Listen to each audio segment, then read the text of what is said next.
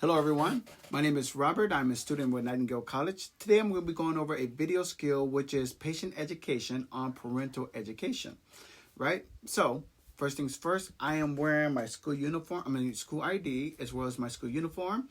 I'm going to go to that patient first and I'm going to introduce myself. Hi, my name is Robert. I'm going to be your nurse today. Ma'am, congratulations on your pregnancy. The reason why I'm here is I'd like to go over some parental education for a healthy pregnancy. But first, let me go ahead and provide the privacy. I'll go ahead and wash my hands, do hand hygiene, very important, especially if I'm going to test the patient's ID band. Hands are clean. Now I'm going to go ahead and test the patient's ID band. And I'm going to have the patient verbalize her name and her birthday while I'll verify that information on her ID band. Everything checks out. Everything looks good. Ma'am, congratulations, as I said, but to ensure a healthy pregnancy, for both you and your baby, it is important that you show up to all of these appointments. I know that at times you're going to feel like this is too much, but trust me when I tell you, this is all for the health of you and your baby. That's what I will explain to the patient. So I'm going to go ahead and go over some guidelines for you, ma'am. You're going to have regular checkups during your pregnancy. Now, from this point on until week 28, you're going to have monthly checks, right? From now until week 28, you come here once a month. We're going to run some checks on you. These checks include, we're going to be checking your blood pressure. We're going to do some, we're going to check your weight. We're also going to check some labs.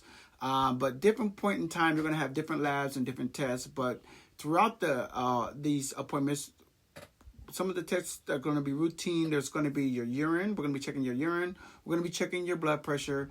That's for sure. Those are going to be the routine checks. Now, let's see here. Between week 18 and week 20 is when we're going to start to oscillate listen for the fetal heartbeat. That's going to be between week 18 and week 20.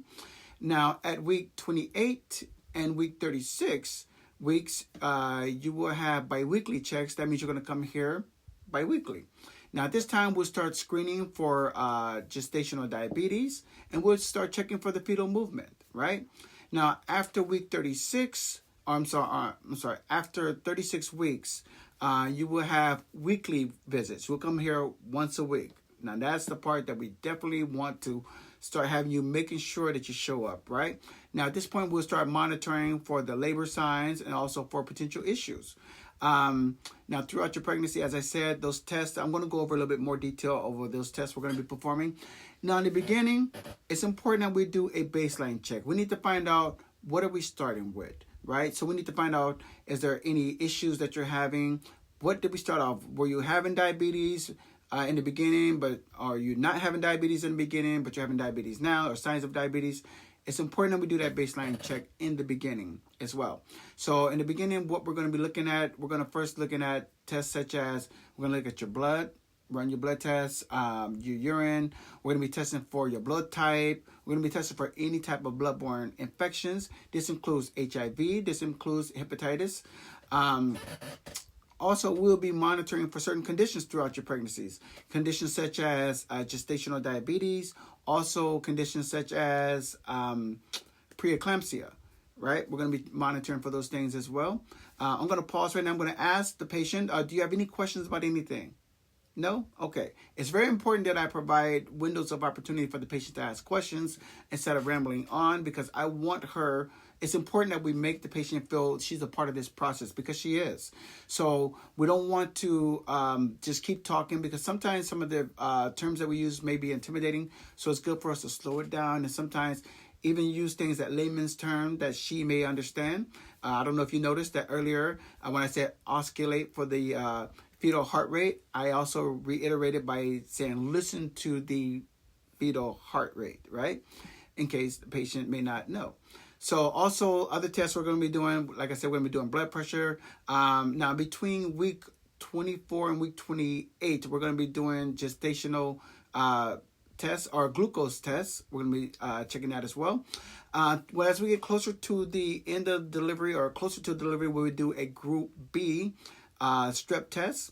Now, Nutrition. Nutrition is very important. A lot of times people, they want to think about their figure, but we want you to not go on a diet. In fact, we want you to increase your daily intake of calories, especially by the second trimester. We would like you to take in at least about 300 calories daily. Things to include in your diet, we want you to include whole grains, fruit, vegetables, lean proteins. We want you to include dairy. We want you to also increase your amount of folic acids. If you don't know what food groups may have the folic acid, we'll give you a list of those food groups. But just to start off, that's going to be asparagus. We want you to increase eating that if you can. Beetroots, any green leafy vegetables, increase that in your diet. Things to avoid. We want you to avoid things such as raw meat, things that are high in mercury, such as certain tunas, certain swordfish. We want you to avoid unpasteurized dairy. We want you to avoid excessive caffeine, avoid alcohol, and please stay away from secondhand smoke if you can. We want you to stay hydrated. If you can, try to increase your water intake by 8 to 10 glasses of water. Exercise. It's important that you exercise, right? But we want you to stay away from the high impact exercises such as soccer, stay away from football, stay away from basketball, things that are going to be unsafe like heavy weightlifting. We want you to try to increase the exercise, like light exercises such as walking. That's good. You can do some swimming. You can do some prenatal yoga.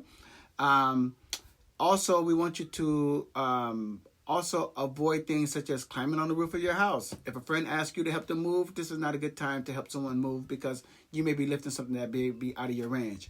We want you to avoid any type of areas that may have such as, for example, if you work in healthcare and you're pregnant, we want you to avoid certain areas. For example, if there's certain isolations, if that patient has, one of your patients has, if he's on radioactive medications, we want you to avoid going into those areas, right? We also want you to avoid lying flat for a long period of time. The reason for that, this is only for your first trimester though. Your first trimester is very important that you avoid lying flat for a long period of time. And the reason why is because lying flat is going to decrease the blood flow to your fetus, right? And that is the reason for that. Now, as far as weight gain, we definitely want you to gain weight. But depending on your BMI. Now, if you are under the normal range for your BMI, we want you to increase your weight gain by 28 to 40 pounds. If you're at the normal range, 25 to 30 pounds are good. If you're overweight, that's going to be 15 to 25 pounds. Now, if you're obese, respectfully, that's going to be 11 to 20 pounds we would like you to increase.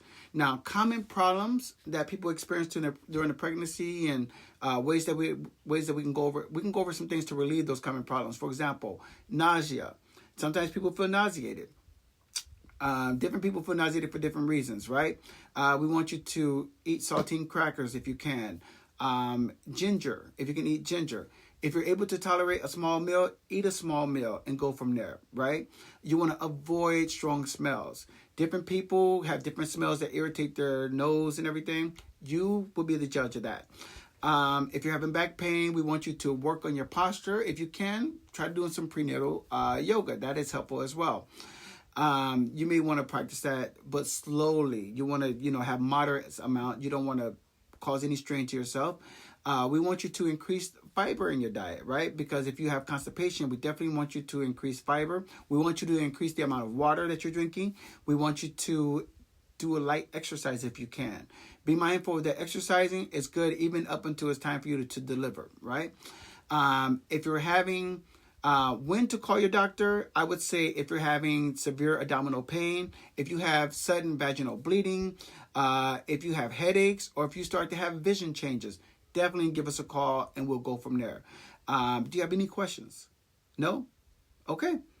Once again, congratulations on your pregnancy, and we look forward to having a healthy delivery for you. Have a good night or a good day.